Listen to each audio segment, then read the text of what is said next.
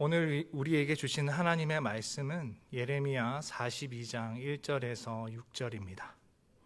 구약성경 1120페이지 예레미야 42장 1절에서 6절입니다. 한 절씩 교독하겠습니다. 이에 모든 군대의 지휘관과 가레야의 아들 요하난과 호사야의 아들 여사냐와 백성의 낮은 자로부터 높은 자까지 다 나와 선지자 예레미야에게 이르되 당신은 우리의 탄원을 듣고 이 남아있는 모든 자를 위하여 당신의 하나님 여호와께 기도해 주소서. 당신이 보는 바와 같이 우리는 많은 사람 중에서 남은 적은 무리이니 당신의 하나님 여호와께서 우리가 마땅히 갈 길과 할 일을 보이시기를 원하나이다. 선지자 예레미야가 그들에게 이르되 내가 너희 말을 들었은즉 너희 말대로 너희 하나님 여호와께 기도하고 무릇 여호와께서 너희에게 응답하시는 것을 숨김이 없이 너희에게 말하리라. 그들이 예레미야에게 이르되 우리가 당신의 하나님 여호와께서 당신을 보내사 우리에게 이르시는 모든 말씀대로 행하리이다.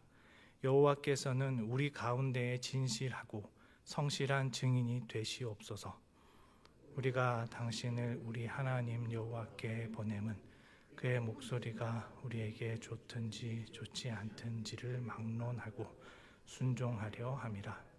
우리가 우리 하나님 여호와의 목소리를 순종하면 우리에게 복이 있으리이다 하니라.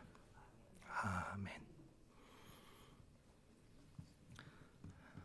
야곱은 요셉이 살아있다라는 소식을 듣고 어안이 벙벙했습니다. 야곱은 요셉을 가슴에 묻은 지 오래였습니다. 죽은 줄로만 알았던 그 아들이 어느덧 장성하여 결혼을 했고 자녀도 둘이나 있다니 믿기지 않았습니다. 그뿐 아니었습니다. 요셉은 애굽의 총리가 되어 있었고 온 세상이 가뭄으로 고통받던 때에 곡식을 풍성히 얻을 수 있는 곳으로 내려오라고 했습니다. 시기와 질투로 요셉을 노예로 팔아버렸던 자녀들이 괘씸하기도 했을 것입니다. 그러나 그 모든 일 가운데에 하나님께서 요셉을 지켜주셨고 마침내 가뭄 속에서 온 가족을 구원의 길로 삼으셨으니 감사하고 기쁘기도 했습니다. 야곱은 무슨 감정인지조차 헤아릴 수 없는 눈물을 흘렸습니다. 야곱과 온 가족은 요셉을 만나러 갈 채비를 했습니다. 수레에 짐을 싣고 긴 여행을 준비했습니다. 야곱의 마음은 이미 애굽에 가 있었습니다. 그러나 그는 곧장 애굽으로 내려가지 않았습니다. 가나안 남쪽 끝자락인 브엘세바에 이르렀을 때 걸음을 멈추었습니다. 그곳은 아버지 이삭이 제단을 쌓고 하나님의 이름을 불렀던 곳이었습니다. 그곳을 지나면 하나님께서 약속하신 땅을 떠나 애굽으로 내려가게 됩니다. 야곱은 당장이라도 애굽으로 내려가고 싶었을 것입니다. 아들 요셉을 보고 싶기도 했고 그곳에 가면 가뭄을 지낼 풍족한 양식이 있었기 때문입니다. 하지만 야곱은 그곳에서 머물렀습니다. 그날 밤 하나님이 야곱에게 나타나셨습니다. 야곱아, 야곱아, 애굽으로 내려가기를 두려워하지 말라. 내가 거기서 너로 큰 민족을 이루게 하리라. 내가 너와 함께 애굽으로 내려가겠고 반드시 너를 인도하여 다시 올라올 것이다. 요셉이 그의 손으로 내 눈을 감길 것이다. 야곱은 하나님의 응답을 기다렸던 것입니다. 험한 세월을 지내며 뼈저리게 배웠기 때문입니다. 자신의 방법과 지혜보다 하나님의 약속과 뜻이 먼저여야 한다는 사실 말입니다. 그로부터 오랜 시간이 흐른 뒤 애굽으로 내려갈지 말지를 두고 고민하는 또 다른 무리가 걸음을 멈추었습니다. 그러나 이번에는 겉으로 드러난 모습이 야곱의 경우와 닮아 있으면서도 그 내면은 전혀 달랐습니다. 예루살렘은 불탔습니다. 성전은 무너졌고 백성들은 포로로 끌려갔습니다. 결코 무너지지 않으리라 여겼던 성이기에 그 광경을 지켜보는 사람들은 충격을 받았습니다. 다윗 왕조는 힘을 잃었고 백성들은 갈 곳을 몰라 방황했습니다. 바벨론은 이 남유다를 정복한 후 유다 백성 중 그다랴를 총독으로 세워 그 땅을 다스리게 했습니다. 또한 그 곁에 바벨론 병사들을 주둔시켜 통치 체계를 세웠습니다. 그다랴는 미스바에서 행정지를 두고 남은 백성에게 다른 나라로 피신하지 말고 바벨론에 저항하지 말며 유다 땅에 머물며 회복을 기다리라고 했습니다. 이는 예레미야가 남유다가 멸망하기 전에 외쳤던 말과 같았습니다. 그때는 하나님의 징계를 받아들이고 회복을 기다려야 했던 때였습니다. 그다랴가 총독이 된 후 모압과 암몬, 에돔 등 주변 지역으로 피신했던 사람들이 하나둘 돌아왔습니다. 유다 땅에는 포도주와 여름 과일이 쌓이기 시작했습니다. 무너진 땅에 다시 희망의 씨앗이 심기는 듯 했습니다. 하지만 그 희망은 오래가지 못했습니다. 다윗 왕가와 관련된 이스마엘이 암몬을 등에 업고 바벨론의 통치 아래 세워진 질서를 무너뜨리려 했기 때문입니다. 이스마엘과 그를 따르는 사람들은 그다랴를 암살할 계획을 세웠습니다. 요하난이 이를 알고 막으려 했지만 그다랴는 경고를 받아들이지 않았습니다. 결국 그는 정치적 판단을 그르친 끝에 암살을 당했습니다. 이스마엘은 그다랴를 죽이는 것에 그치지 않았습니다. 곁에 있던 바벨론 군사들을 죽였고 북쪽에서 온 순례자들로 보이는 무리까지 학살했습니다. 더하여 미스바에 남아있던 백성과 왕의 딸들을 암몬으로 끌고 가려 했습니다. 이는 바벨론 아래 그다랴 중심으로 세워지는 체제를 무너뜨리려고 하는 일이었으며 그 배후에는 권력에 대한 욕망과 탐욕이 있었습니다. 무너진 남유다가 다시 회복되는 듯 했지만 그 희망은 또다시 산산이 깨어졌습니다. 요한왕과 군대 지휘관들은 포로들을 구하기 위해 이스마엘을 추격했습니다. 끝내 기도온 큰 물가 근처에서 이스마엘을 따라잡았습니다. 끌려가던 백성들은 요한왕과 그의 군대를 보고 그들에게 합류했고 이스마엘과 그의 사람들은 암몬으로 도망쳤습니다. 그러나 끌려가던 백성을 되찾았다고 기뻐할 틈이 없었습니다. 바벨론이 세운 총독 그다랴와 바벨론 군사들이 죽었기 때문입니다. 바벨론에서 이를 반역으로 볼 것이 분명했습니다. 요한왕과 그의 사람들이 저지른 일이 아니라고 해명해도 바벨론이 그 말을 어디까지 믿어줄지도 알 수가 없었습니다. 바벨론이 보복할지도 모른다는 두려움이 그들을 사로잡았습니다. 그들은 고민 끝에 애굽으로 도망가기로 결정했습니다. 다른 선택지가 없어 보였습니다. 그곳이 아니고선 안전한 곳을 찾을 수 없다 여겼습니다. 그들은 애굽으로 내려가려 짐을 꾸렸습니다. 그리고 발걸음을 옮겼습니다. 그렇게 남쪽으로 내려가던 중 베들레헴 근처 게렛 김함에서 걸음을 멈추었습니다. 그리고 예레미야를 찾아갔습니다. 1절부터 3절입니다. 이에 모든 군대의 지휘관과 가레야의 아들 요하난과 호사야의 아들 여사냐와 백성의 낮은 자로부터 높은 자까지 다 나와 선지자 예레미야에게 이르되 당신은 우리의 탄원을 듣고 이 남아있는 모든 자를 위하여 당신의 하나님 여호와께 기도해 주소서. 당신이 보는 바와 같이 우리는 많은 사람 중에서 남은 적은 무리니 당신의 하나님 여호와께서 우리가 마땅히 갈 길과 할 일을 보이시기를 원하나이다. 예레미야에게 요하난과 여사냐와 군대 지휘관들 뿐 아니라 모든 백성, 낮은 자부터 높은 자까지 나아왔습니다. 그만큼 모두가 절박했고 바벨론의 보복을 두려워하고 있었다라는 뜻입니다.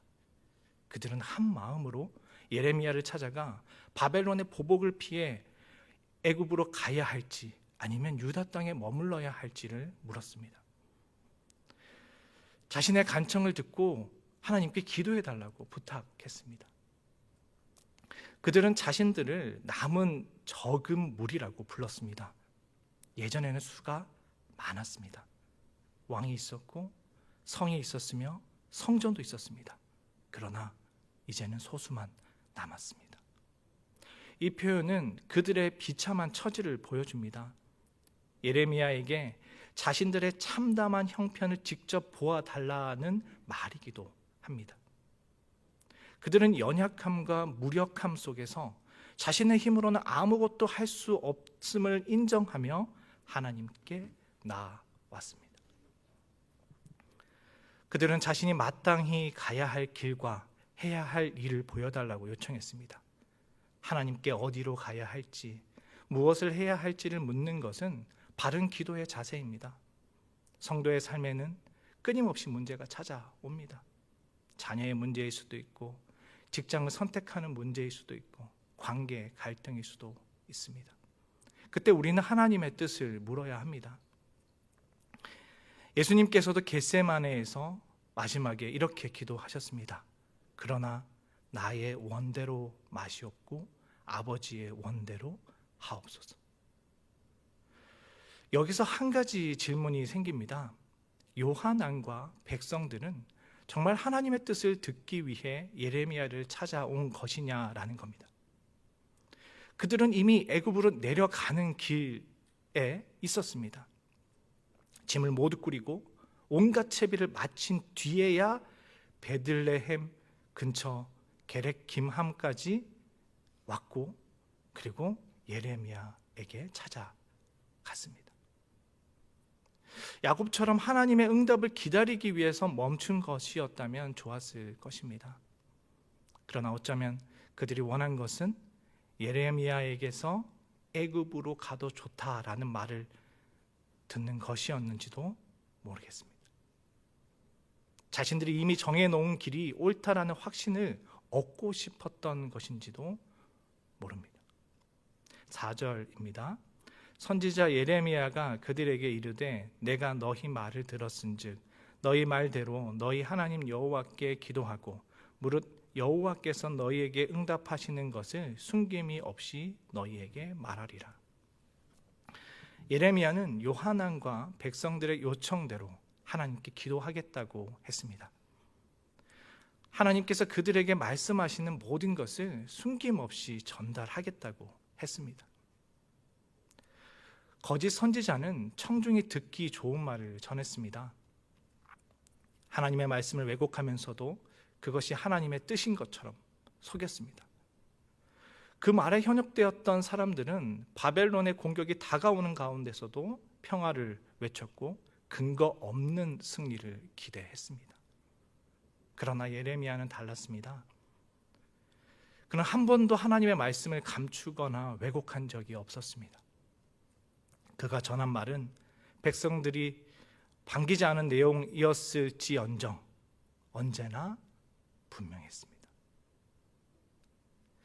예레미야는 이번에도 변함없이 하나님의 말씀을 있는 그대로 선명하게 전하겠다고 밝혔습니다. 5절부터 6절입니다. 그들이 예레미야에게 이르되 우리가 당신의 하나님 여호와께서 당신을 보내사 우리에게 이르시는 모든 말씀대로 행하리이다. 여호와께서는 우리 가운데에 진실하고 성실한 증인이 되시옵소서. 우리가 당신을 우리 하나님 여호와께 보냄은 그의 목소리가 우리에게 좋든지 좋지 않든지를 막론하고 순종하려 함이라.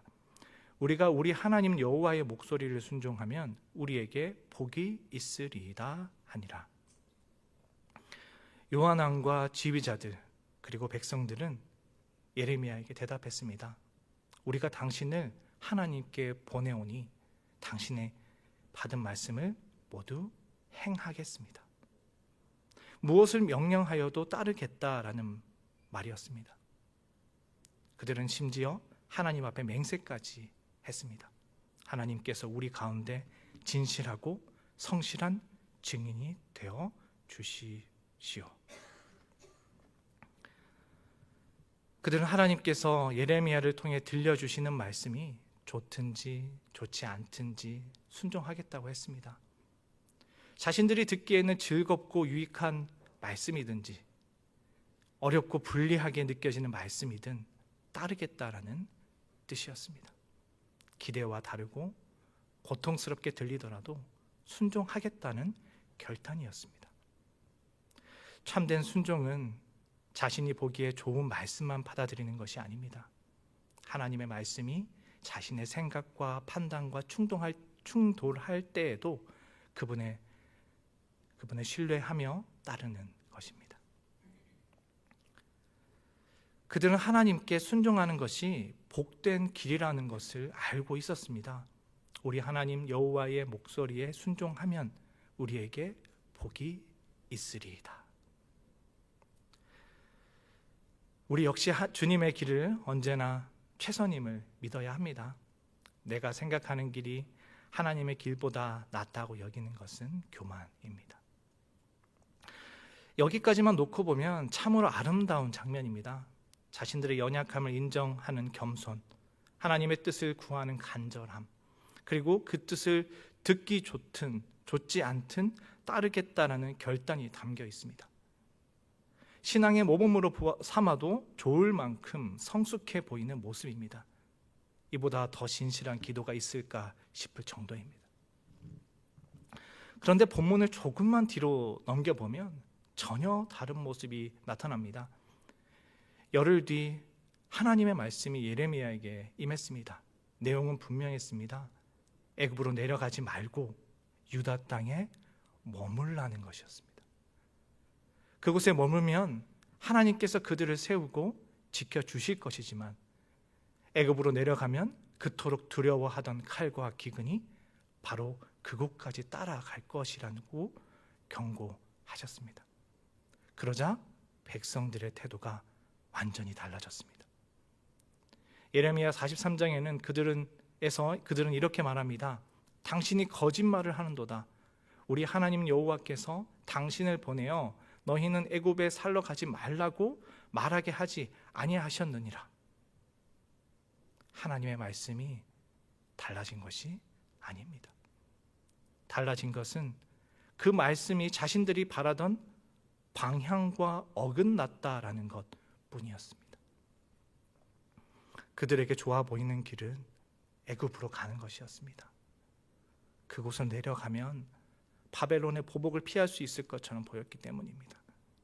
반대로 유다 땅에 머무는 것은 나쁜 선택처럼 보였습니다.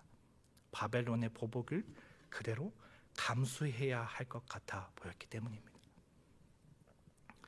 결국 겉으로는 어디로 가야 할지 하나님께 물었지만 실제로는 자신들이 정한 길을 하나님께서 승인해 주시기를 바랐던 겁니다.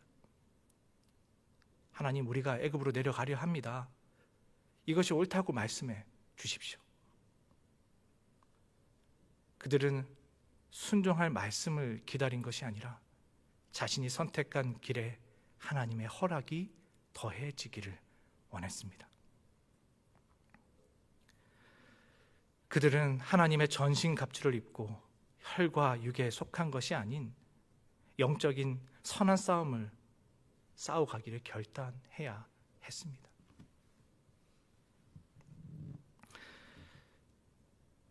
시드기야 왕도 이와 비슷한 태도를 보였습니다. 그는 제사장 스바냐를 예레미야에게 보내 자신들을 위해 하나님께 기도해 달라고 요청했습니다. 그러나 그가 진정 원했던 것은 하나님의 뜻을 알고 그곳에 순종하는 일이 아니었습니다. 바벨론에 맞서고자 하는 자신의 뜻이 이루어지기를 바랐고 그 뜻이 하나님의 뜻과 일치한다는 확인을 받고 싶어 했던 것입니다. 예레미야가 전한 말씀은 그의 기대와 달랐습니다. 예루살렘이 바벨론의 손에 넘어갈 것이라는 말씀이었습니다. 시드기야와 지도자들은 그 말씀을 받아들이지 않았고 예레미야를 붙잡아 가두었습니다. 하나님의 뜻을 묻는 것과 그 뜻 앞에 자신을 내려놓는 것은 다릅니다. 자신의 생각을 내려놓지 않은 채 하나님의 뜻을 묻는다면 기도조차 자신의 뜻을 관철하거나 정당화하는 도구가 될 수 있습니다. 때로는 하나님의 말씀 앞에 선다라는 것은 두려운 일이기도 합니다. 왜냐하면 그 말씀이 내 뜻을 꺾을 수도 있기 때문입니다. 내가 안전하다고 여긴 길을 막으실 수도 있고 내가 피하고 싶은 현실 속에 머물라고 하실 수도 있기 때문입니다. 그러므로 우리는 자신에게 물어야 합니다. 나는 정말 하나님의 응답을 들을 준비가 되어 있는가? 내가 원하는 방향과 달라도 순종할 준비가 되어 있는가? 나는 하나님께 길을 묻는 것인가? 아니면 내가 정한 길을 인정해 달라고만 요구하고 있는 것인가? 하나님 앞에 욕망과 두려움의 신을 벗어야 주님 앞에 나아갈 수 있습니다. 야곱도 애굽으로 내려가기 전에 브엘세바에서 걸음을 멈추고 하나님의 말씀을 기다렸습니다.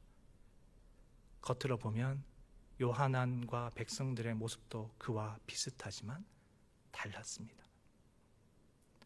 하나님께 묻는다라는 것은 단지 응답을 기다리는 일이 아니라 그 응답이 무엇이든 내 뜻을 내려놓고 따를 준비를 하는 것입니다. 기도하겠습니다. 하나님 아버지, 우리는 주님의 뜻을 구한다고 말하면서도 마음속으로는 이미 원하는 답을 정해놓을 때가 많았습니다. 주님의 뜻을 따르기보다 우리의 선택을 인정해 달라고 구했고 순종하기보다 허락받기를 원했습니다. 우리의 완고함과 교만을 용서하여 주옵소서. 두려움과 눈앞의 형편과 계산에 사로잡혀 주님의 말씀을 붙들지 못하는 일이 없도록 우리를 만져주시고 굳게 세워 주옵소서. 주님께서 우리에게 가장 선한 것을 주시며 모든 것이 협력하여 선을 이루게 하시는 분임을 잊지 않게 도와주옵소서. 예수님 이름으로 기도드립니다. 아멘.